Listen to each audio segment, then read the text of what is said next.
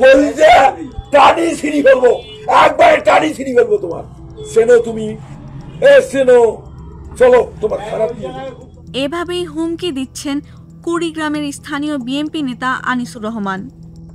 এলাকার জামায়াত নেতা রুবেল মিয়াকে কলিজা টেনে ছিঁড়ে ফেলার হুমকির সে ভিডিও ছড়িয়ে পড়ে ফেসবুকে। 30 এপ্রিল 52 সেকেন্ডের সে ভিডিও ছড়িয়ে পড়লে রুবেল মিয়া স্থানীয় থানায় একটি সাধারণ ডায়েরি করেন তার পরের দিন, অর্থাৎ 1 মে বৃহস্পতিবার রাতে। শুনেছি ওনাদের মাধ্যমে মনে হয় কথাবার্তা হয়েছে, জামাত ইসলামের লোকজনের সাথে ওনাদের কথাবার্তা হয়েছে।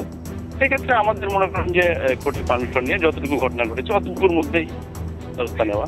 অভিযুক্ত আনিসুর রহমান রাজারহাট উপজেলার বিএনপির সভাপতি, আর হুমকির শিকার ব্যক্তি জামায়াতে ইসলামীর শ্রমিক সংগঠন বাংলাদেশ শ্রমিক কল্যাণ ফেডারেশনের রাজারহাট শাখার অর্থ সম্পাদক রুবেল মিয়া। সাধারণ ডায়েরিতে লেখা হয়েছে, 21 এপ্রিল রাজারহাট উপজেলার সহকারী কমিশনার কার্যালয়ের কুড়া ও নাখেন্দা বিলের মাছ চাষের জন্য উন্মুক্ত নিলাম অনুষ্ঠান হয়। বিএনপি নেতা আনিসুর রহমান নিলামে অংশ নিয়ে ইজারা পান। এই নিয়ে রুবেল সামাজিক যোগাযোগ মাধ্যমে একটি পোস্ট করেন।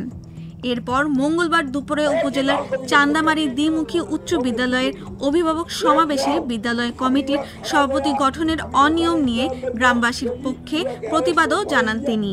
এরপর বিএনপি নেতার লোকজন রুবেলকে স্থানীয় একটি ফার্মেসিতে তুলে নিয়ে এই হুমকি দেন।